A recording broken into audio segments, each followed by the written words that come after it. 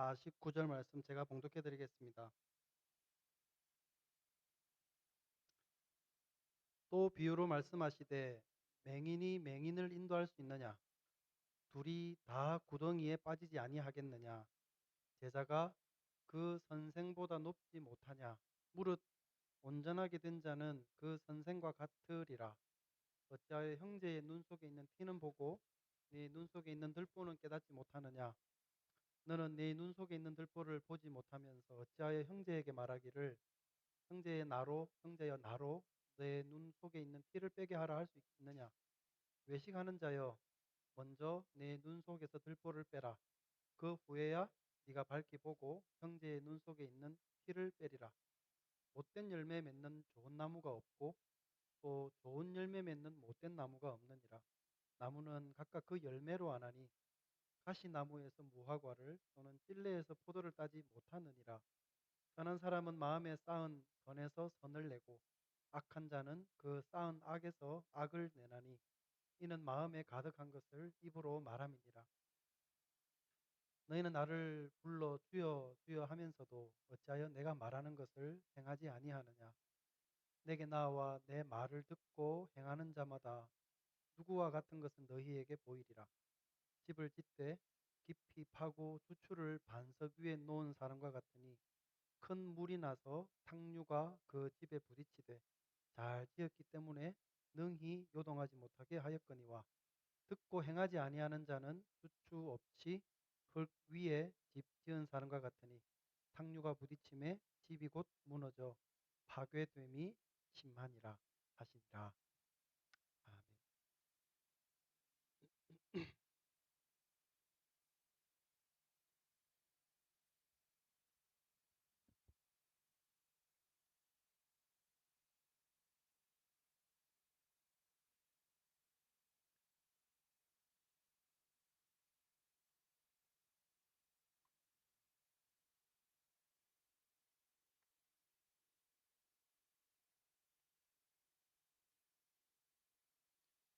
사람은 근본적으로 죄인입니다.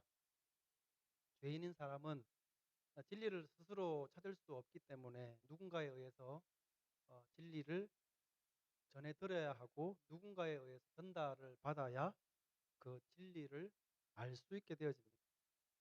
사람이 믿음에 이르는 것은 하나님의 특별한 은혜의 부르심에 의한 것이지만 그러나 너무나 신비롭게도 그것은 전적으로 하나님의 일임에도 불구하고 사람이 전하고 가르치는 이 일을 성경이 배제시키지 않는다는 사실입니다. 그러니까 하나님이 부르시는 거니까 사람은 구원 문제에 있어서 그냥 가만히 있어도 돼 라고 하지 않으신다는 이야기입니다. 오히려 훨씬 더 적극적으로 전하는 사람이 있어야 누군가 복음을 듣지 않겠느냐. 복음을 들어야 믿지 않겠느냐. 그러니 우리는 이 일을 부지런히 행하라고 하는 게 주님의 가르침입니다. 그리고 이것을 주님께서는 우리에게 사명으로 부여하셨습니다. 그러므로 우리 기독교 신앙은 이 가르치는 것이 이 필수적인 요소입니다.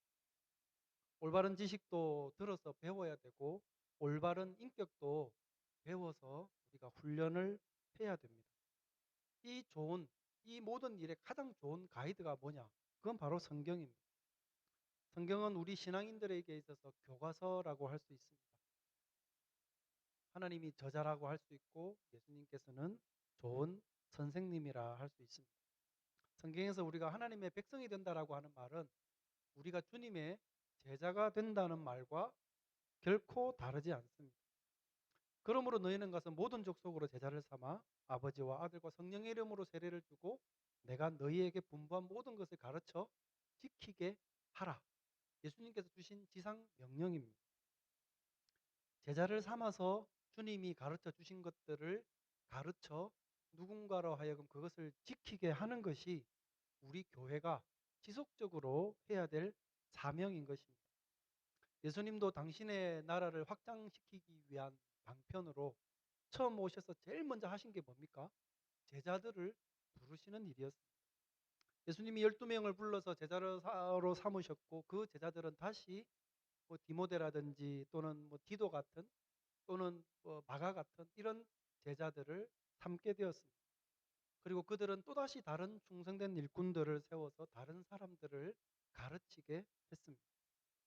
디모데후서 2장 2절 말씀에 보면 바울 사도가 사랑하는 애 제자 디모데에게 말하기를, 또 네가 많은 증인 앞에서 내게 들은 바를 충성된 사람들에게 부탁하라. 저희가 또 다른 사람들을 가르칠 수 있으리라. 가르치는 일은 너무나도 중요합니다.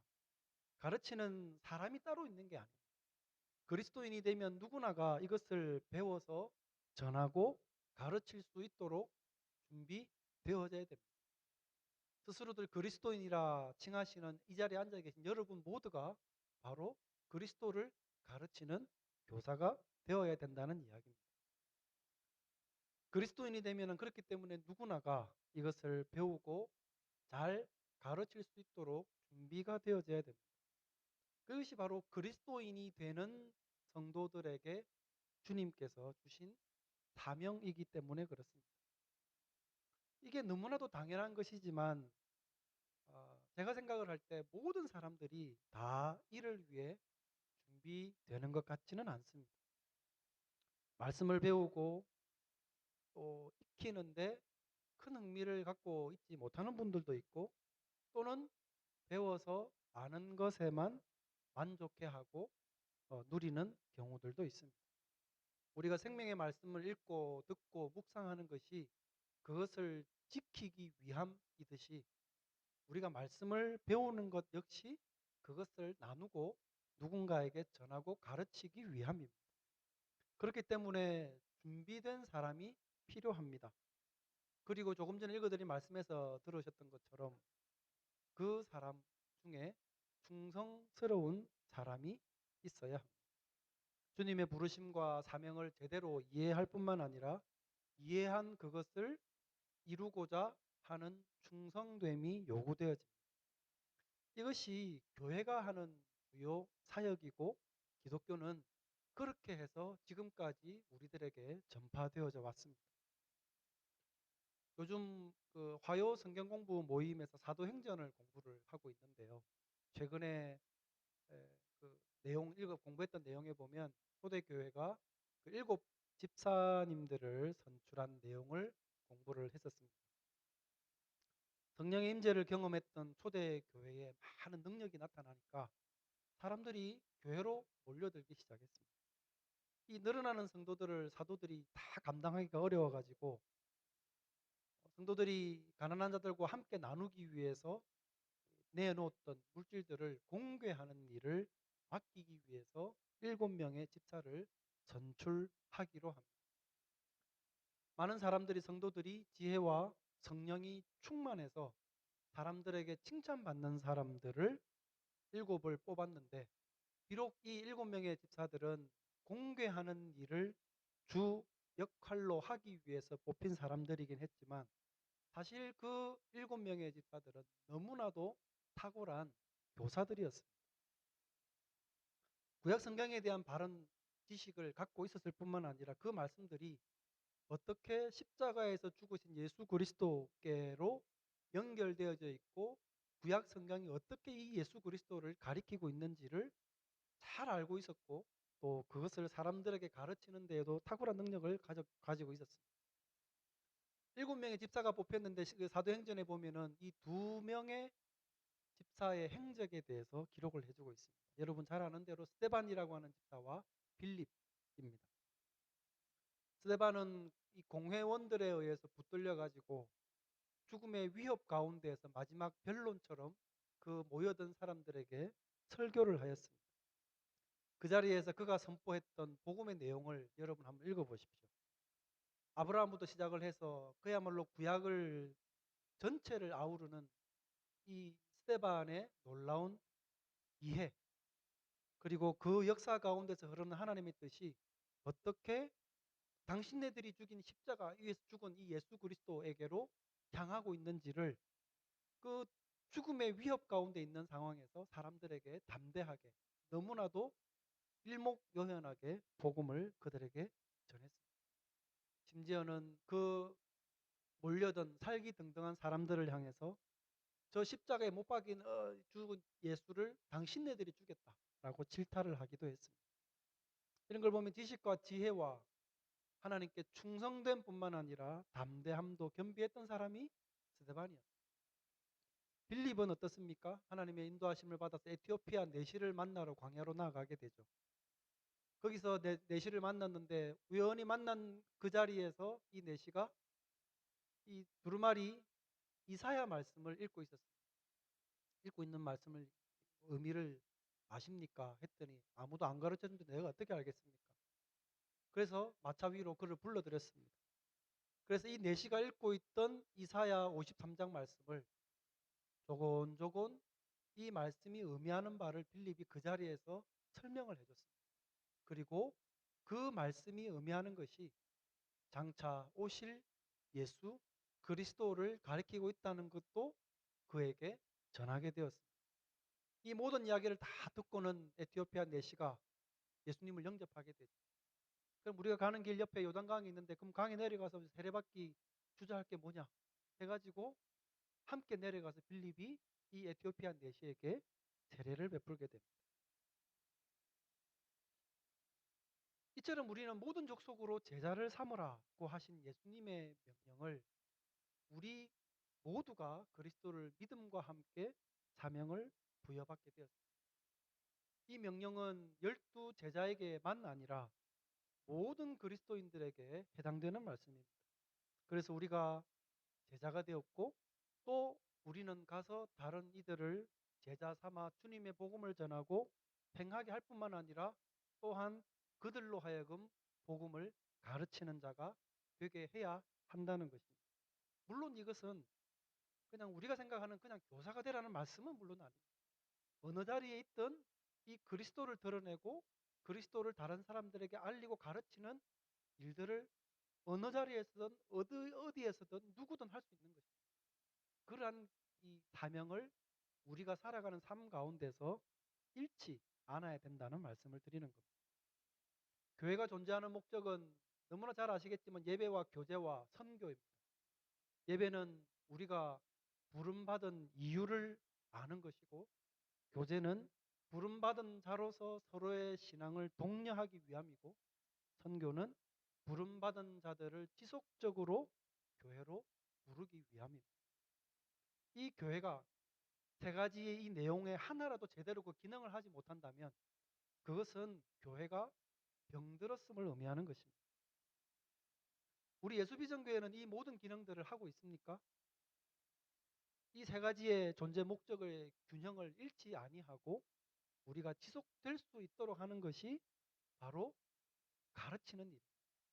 그리고 이 가르침을 통해서 교회는 교회로서의 존재 이유를 분명하게 세워갈 수가 있는 것입니다. 누가복음 6장 40절 본문 말씀을 보면요. 이렇게 되어 있습니다. 제자가 그 선생보다 높지 못하나 무릇 온전케 된 자는 그 선생과 같으리라. 온전케 된 자는 선생과 같으리라. 제자가 선생보다 높을 수는 없겠지만 스승을 통해서 부지런히 배우려 하다 보면 그 스승의 모습을 닮을 수 있다는 걸 가르쳐 줍니다. 마태복음 10장 24절 이하 말씀에도 보면 비슷한 말씀이 있습니다. 제자가 그 선생보다 또는 종이 그 상전보다 높지 못하나니 제자가 그 선생 같고 종이 그 상전 같으면 족하도다. 그러니까 가르치는 스승보다 앞설 수는 없겠으나 그만큼 되면 충분하다고 가르칩니다. 그런데 이것이 사실은 이 세상에서는 조금 다르게 적용되어지는 말씀입니다. 이 세상에는 보통은 제자가 스승을 넘어서야 한다고 그러죠. 그리고 스승을 밟고 넘어서야만 그 사회는 더욱더 발전되는 것 아니겠습니까? 제자가 항상 스승보다 못하다면 그 사회는 퇴보하겠죠. 사회가 발전을 하기 위해서는 반드시 제자가 스승을 뛰어 넘어야 합니다. 근데 믿음에 있어서는 조금 다르다. 특히나 예수님의 경우에는 그렇지 못하다는 겁니다. 예수님은 우리들의 완전한 선생님이시고 그리고 우리가 모방하고 따라가야 될 최종 목표입니다. 그러니까 그분을 따라 닮아가는 것이 우리가 기대하는 이 그리스도인으로서의 최고의 삶의 목표가 되겠습니다. 가장 완벽한 제자, 가장 훌륭한 제자는 예수님과 닮아가는 제자라 이렇게 말을 할 수 있겠습니다. 그런 사람이 있습니까? 예수님과 그렇게 많이 닮아 있는 사람. 바울 사도는 고린도전서 11장에서 내가 그리스도를 본받는 자 된 것 같이 너희는 나를 본받는 자 되라고 썼습니다. 너희는 나를 본받으라라고 썼다고 해서 우리는 바울이 교만하다고 생각하는 사람은 별로 없을 겁니다.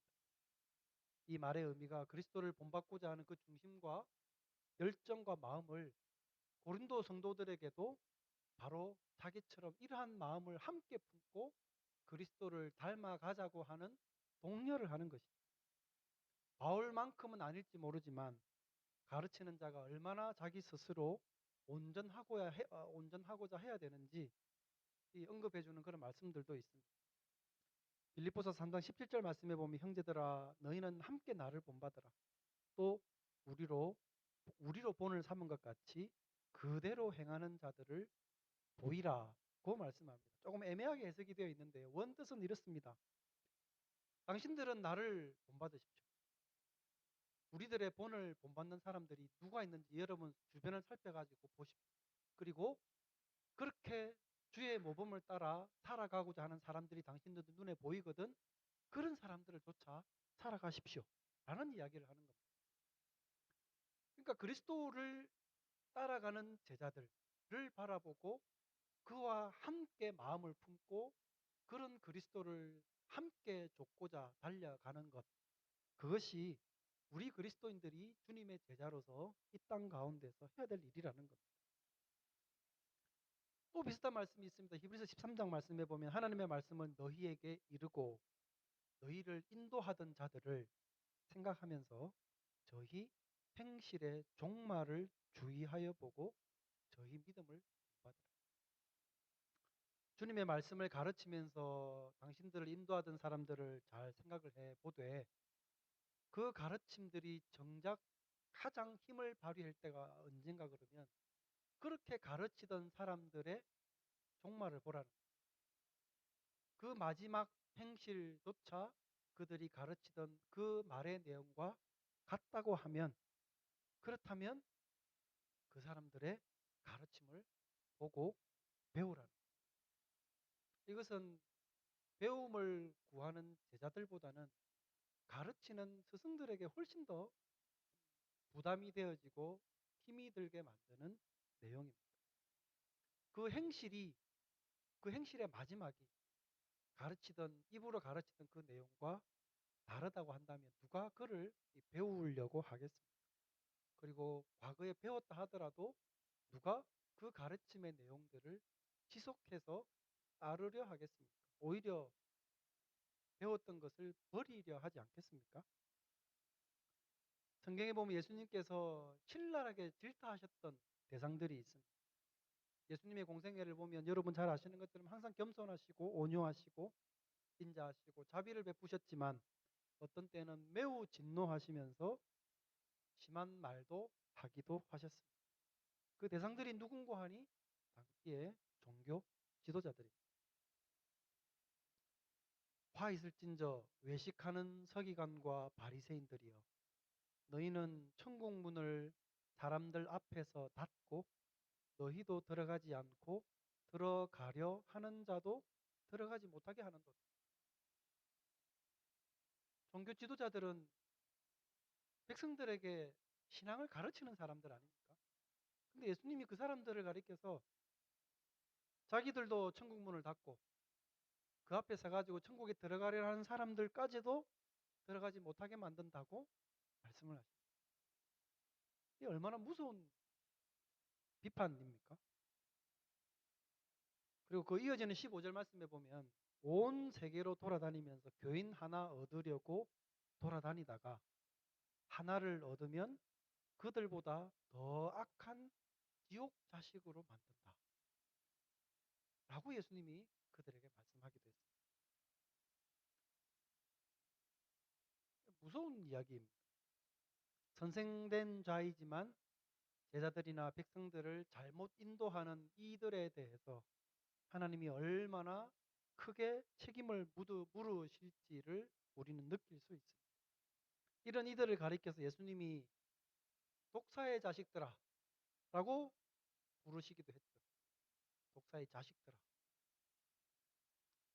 오늘 본문에서 우리 읽었지만 맹인이 맹인을 인도하면 둘 다 구렁텅이에 빠진다 라고 하는 점잖은 표현을 하기도 하셨지만 자기도 천국에 들어가지 않을 뿐만 아니라 천국에 들어가려는 사람들 그 길까지도 막아서 더 심한 지옥 자식으로 만드는 종교인들에 대해서는 훨씬 더 원색적이고 저주가 담겨져 있는 그런 말로 그들을 부르시더라는 겁니다. 독사의 자식들. 이 욕이 당시 사람들이 사용하던 욕인지 예수님이 개발해낸 욕이신지 잘 모르겠어요. 옛날에 제가 입영 통지서를 예전에 받았을 때 보통 이제 부산에서 이제 보통은 대개는 이제 논산훈련소가 제일 크기 때문에 논산훈련소로 이렇게 나오는데 저는 전주에 있는 35사단으로 훈련소가 정해져서 왔더라고요. 그래서 훈련을 받으러 전주로 갔던 게 전라도로 생전 처음 갔던 거였습니다.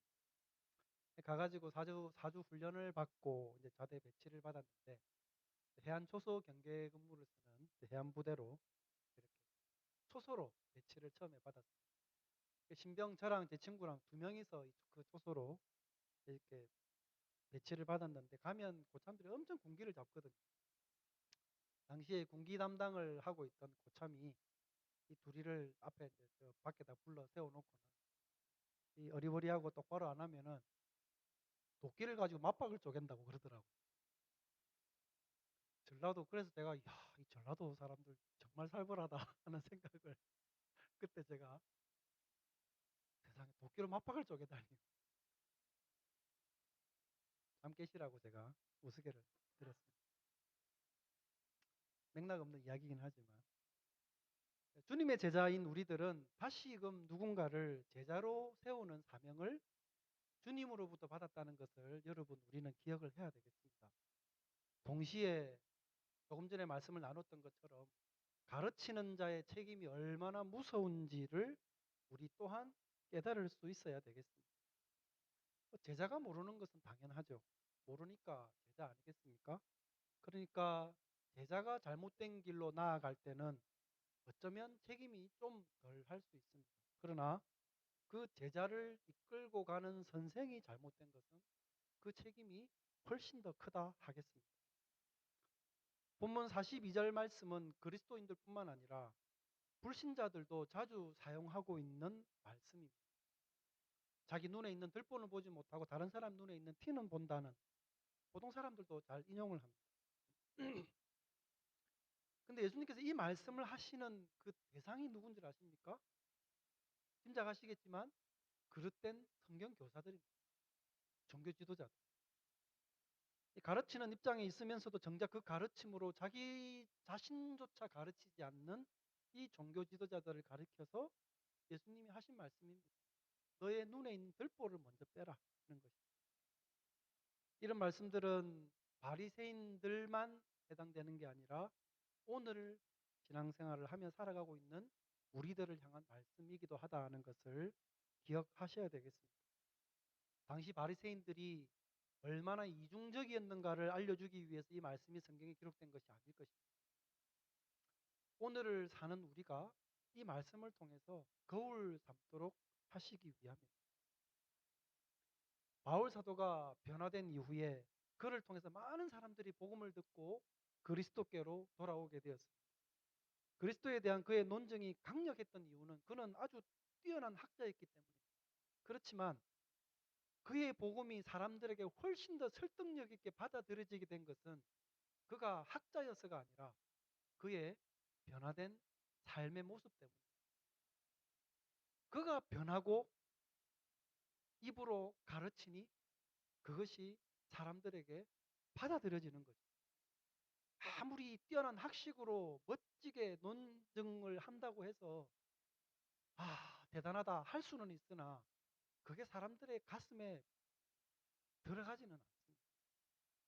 변화된 삶 때문에 그의 입이 권능 있게 사람들에게 전달되는 것입니다.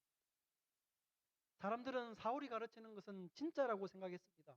왜냐하면 그의 변화된 삶의 방식에서 그 증거를 사람들이 볼 수 있었기 때문이었습니다. 성경이 전하는 내용과 신앙을 변증하는 방법을 아는 것은 중요합니다. 그러나 반드시 우리들의 말은 우리들의 삶을 지지할 수 있어야 되겠다는 것입니다. 우리 스스로가 표리부동하게 행동을 해놓고는 우리 자신이 별로 가책도 느끼지 않고 살아간다고 하면 우리에게는 큰 희망이 보이지 않는다라고 이야기를 해도 될 것입니다. 물론 사람들은 온전하지 않기 때문에 누구나가 다 조금씩은 위선적인 것도 있고 이중적이고 표리부동한 것도 있다는 것을 우리가 인정해야 되겠습니다. 우리가 다 그렇습니다.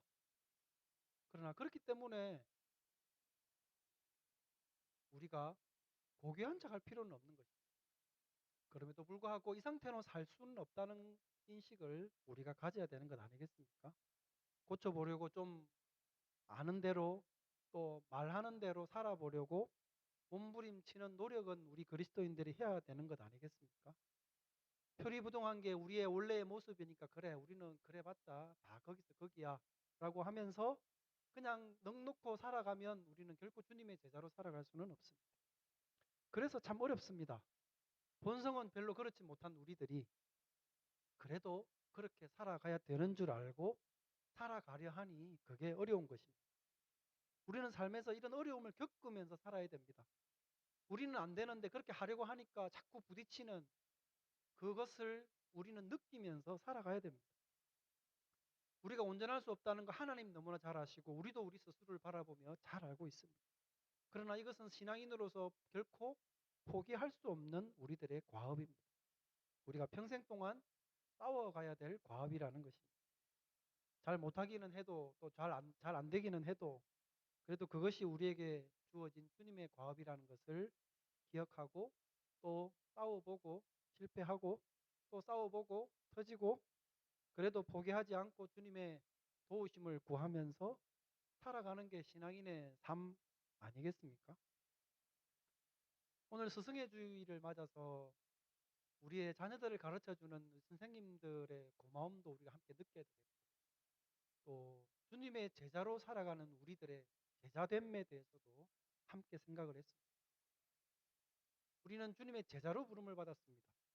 그리고 누군가를 제자를 삼도록 부르심을 받았습니다.